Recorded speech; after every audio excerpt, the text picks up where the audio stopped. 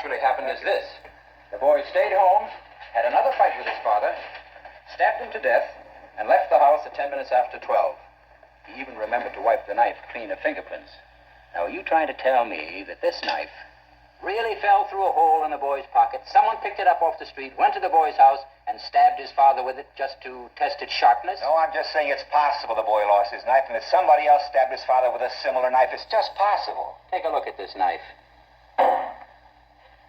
It's a very unusual knife. I've never seen one like it. Neither had the storekeeper who sold it to the boy. Aren't you asking us to accept a pretty incredible coincidence? I'm just saying a coincidence is possible. And I say it's not possible.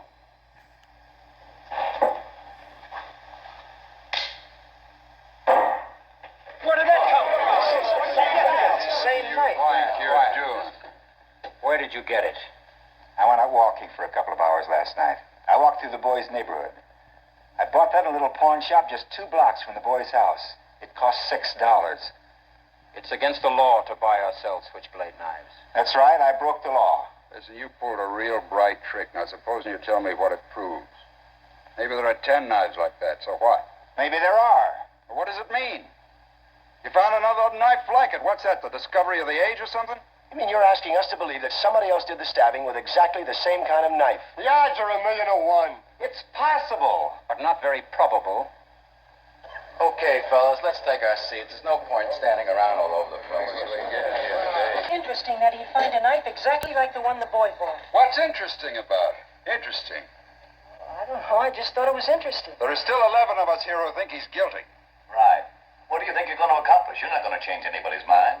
So if you want to be stubborn and hang this jury, go ahead. The kid will be tried again and found guilty as sure as he's born. Probably right. Well, we are back on the airways. Tyrone is talking at you now, Tyrone. Hey, I hope you're having a wonderful, wonderful weekend. Well, again, there's no really such thing as a weekend up here in the spirit world. Yeah, oh my, Tyrone ain't hitting the burgundy yet. Jeez, that doesn't happen till midnight. But anyway. And no, don't ask me how there's burgundy up here. I don't know. It just is. There's no spirit money, but somehow the burgundy flow like wine. Okay, all right. Oh, you in a good mood tonight, aren't you, babies and lovelies and lads and loves and lilies, my dudes, right? Did you catch all that? You always catch it. You know why? Because you're the best guard in the world. All right. Hey, I hope you liked that intro. Kind of has similarities to the Bryan K, don't it? Yes, it does. I want you to think about that clip, all right? If you've never seen that movie, go check that out. And if somebody else has already clipped that for one of their videos, I apologize.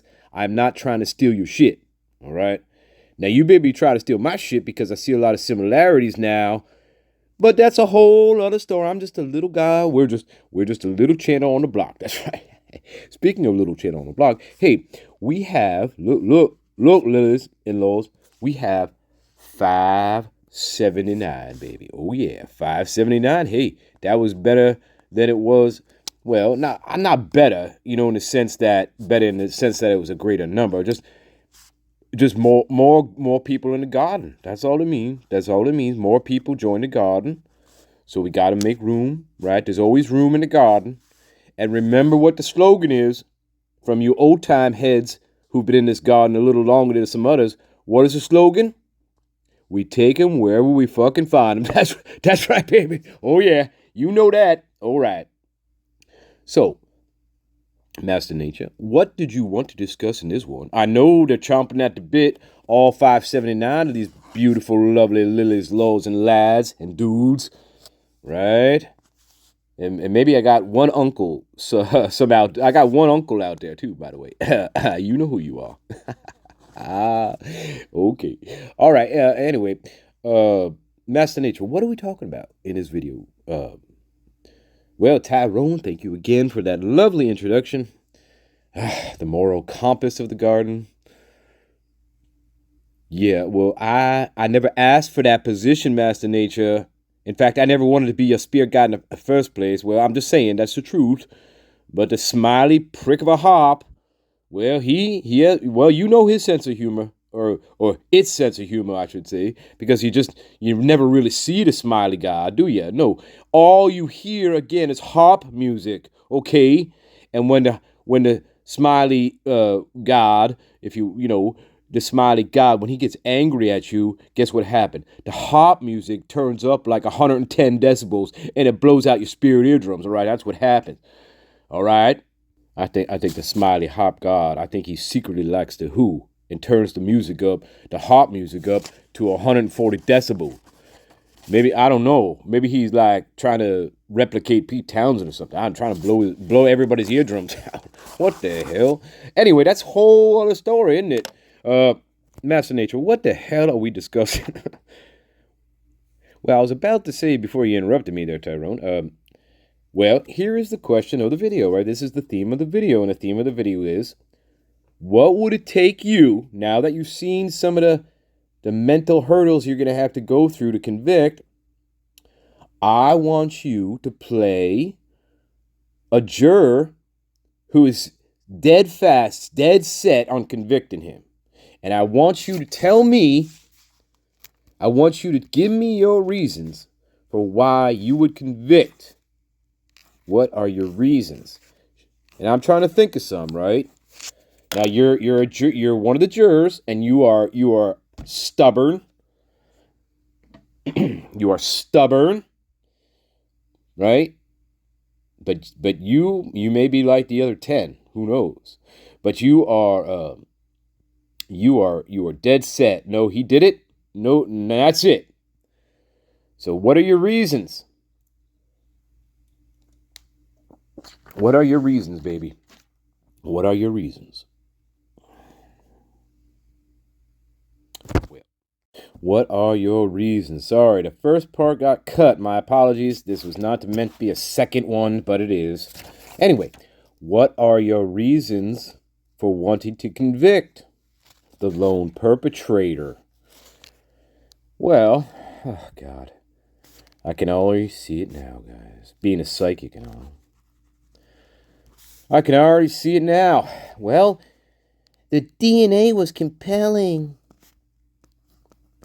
I mean, I couldn't really get around that in my head. The DNA was so compelling because I didn't listen. I didn't actually listen. Once I heard the word or the term DNA, and then I heard on knife sheath. Oh, well, that did it for me. See, that's what we're all afraid of, right, guys? Oh, well, I heard the catchphrase DNA, and then they put it together on a knife sheath that was found by one of the victims, and, well, I just couldn't get around that fact. Well, hey, that's what you're going to have to go through, right? You're going to convict him, and that's what you're going to have to do. You're going to have to, again, you're going to have to ignore all the other pieces of information surrounding the DNA, including the multiple sources. And you're going to be like that. That's how your mind is going to work on that. It has to, right? Even though you're not listening, you're not paying attention. Trace DNA. Transfer DNA just could have gotten there anyway, right? All right, anyway. They're trying to say touch. They're trying to say touch DNA. Now is the problem the defense have. No, you can't say touch DNA because you don't know if he touched the object or not, first of all. And when you say touch, you are predisposing the jury. What's the word? It's prejudicial. There you go. So what's your other reasons? The DNA. That little speck that I just totally ignored. The other pieces. Whatever. Yeah, right. Oh, that definitely was his car. Of course.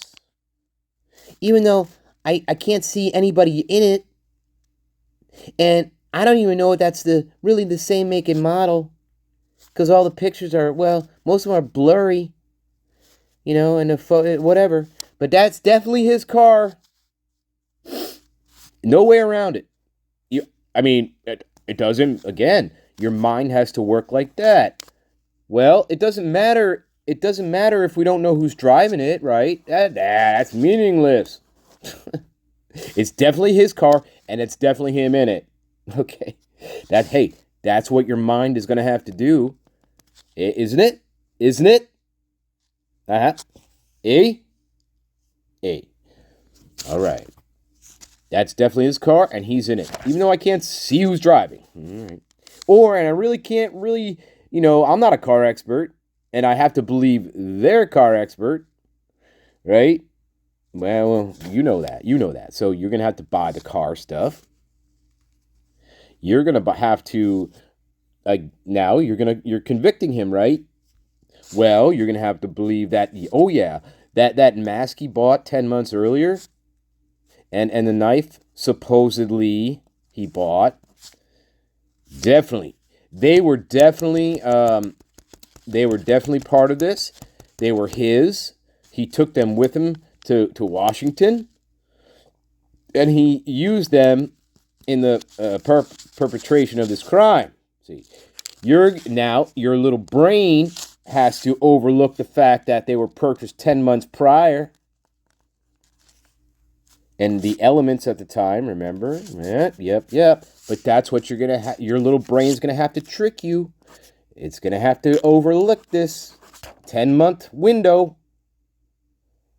And you're going to have to overlook the climate in January in PA up in the Poconos.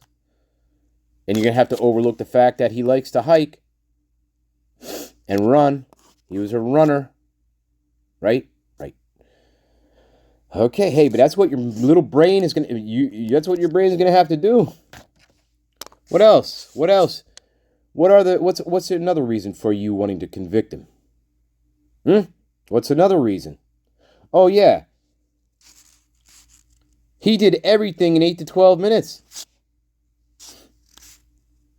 Even though, as far as we know, this is the first time he's ever been involved in any type of violent crime in his life. But he must have practiced for this, right? He must have practiced. So whatever your little brain is telling you about this piece of information, you're going to have to believe that's true, right? Oh my God, of course. He did that in 8 to 12 minutes. Hey, of course he did.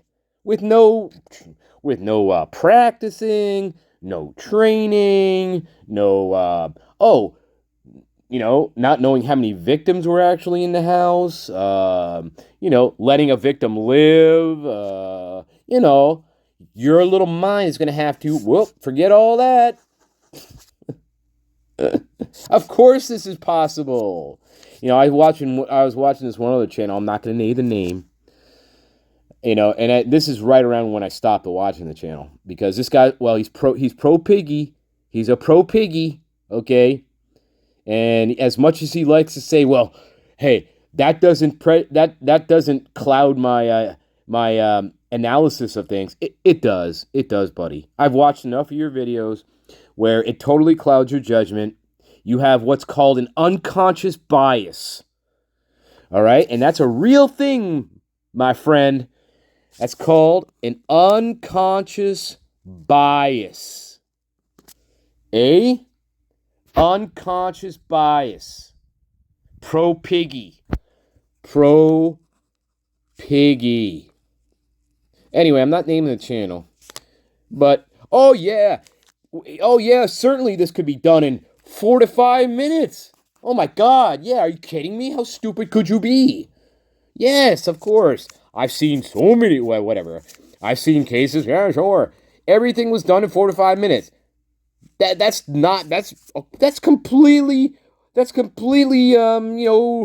probable that happened. Oh my God. See what I'm saying, guys? And these guys are supposed to be experts, right? But they can't get around this. They can't get around their own unconscious bias. No. Because this idiot didn't realize, there was also a partial cleanup of the crime scene. And he's probably off making lemonade. Or what some of my other guard folks said. He's probably said, yeah, I'll get a Borg for you from the refrigerator. No problem.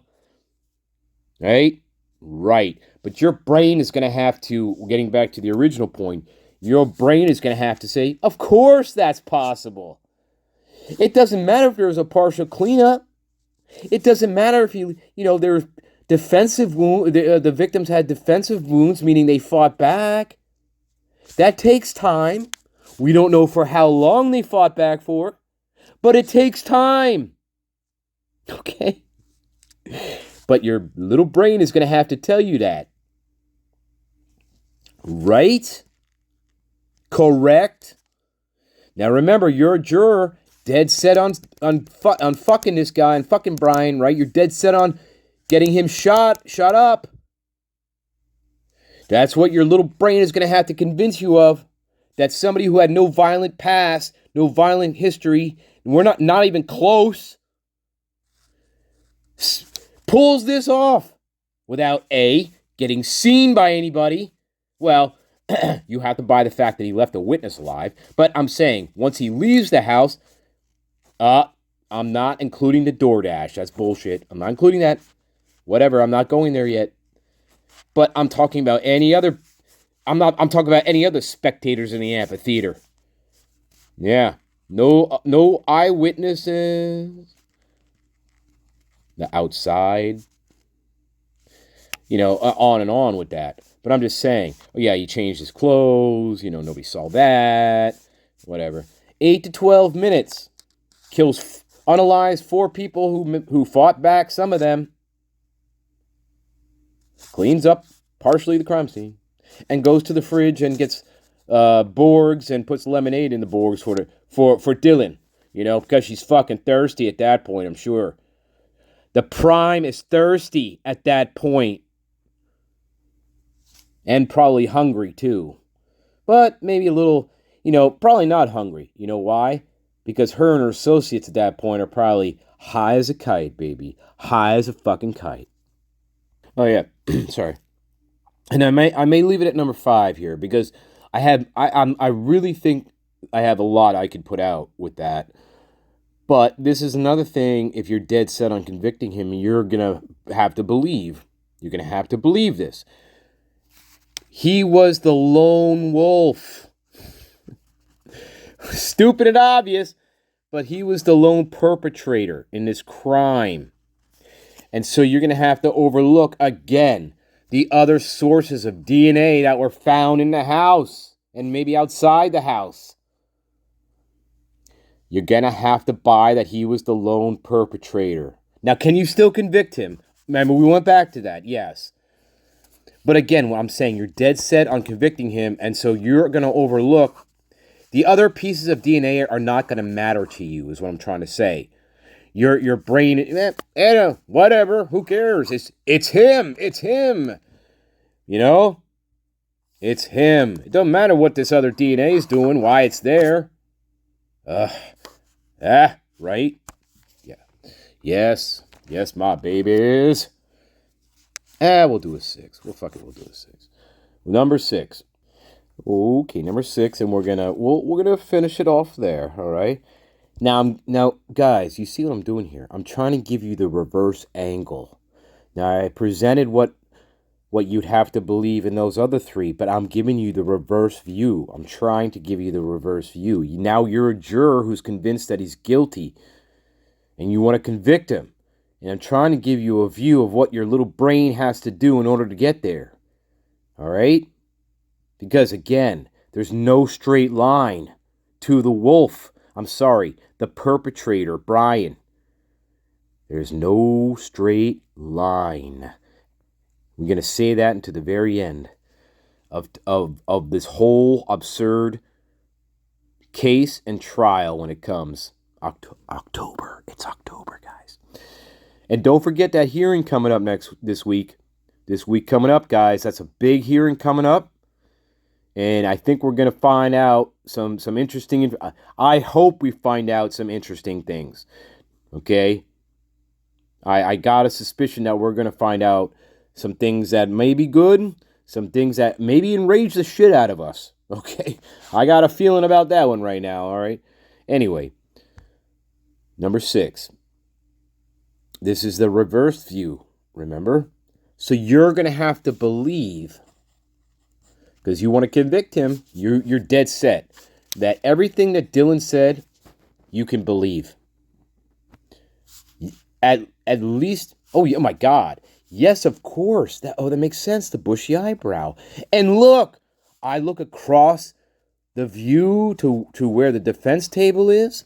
Well, lo and behold, I'm squinting a little bit because maybe my eyesight isn't that great, especially if I'm drunk on a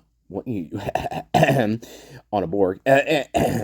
But no, I'm the juror, right? I'm looking at you. I'm looking at him. Oh, that does look bushy to me, guys. So, you know what? That's right. Hey, of course she wasn't lying. Oh my God. No, she's just a scared little girl who just happens to be an alcoholic at 20. And maybe a DA.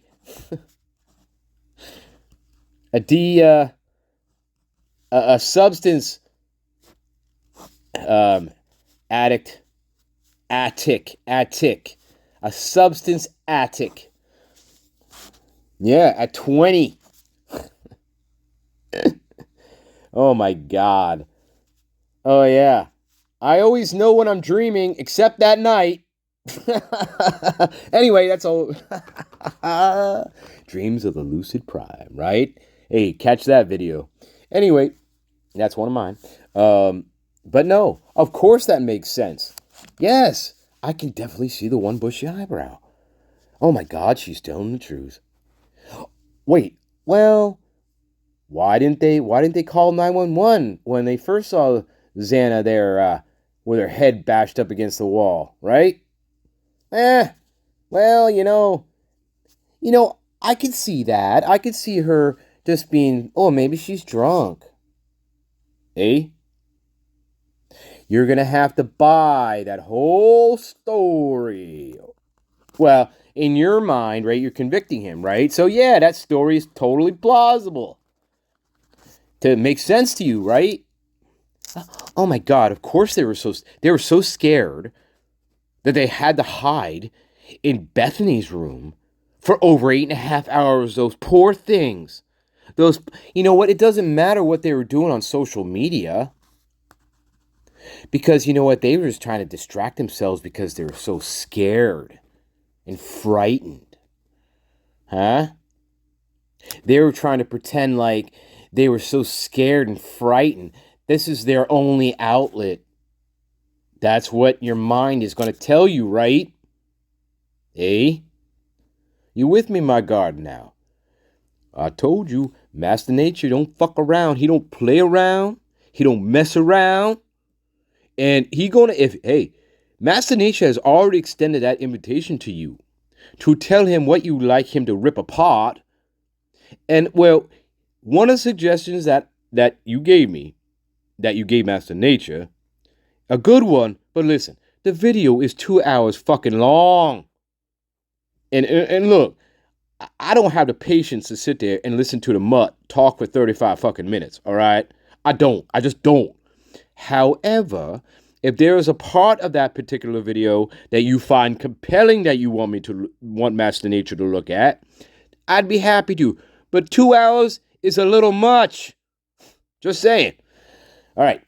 To listen to the mutt, especially for like 30 of it, 40 minutes. Oh my God, I can't take it after 10 with him.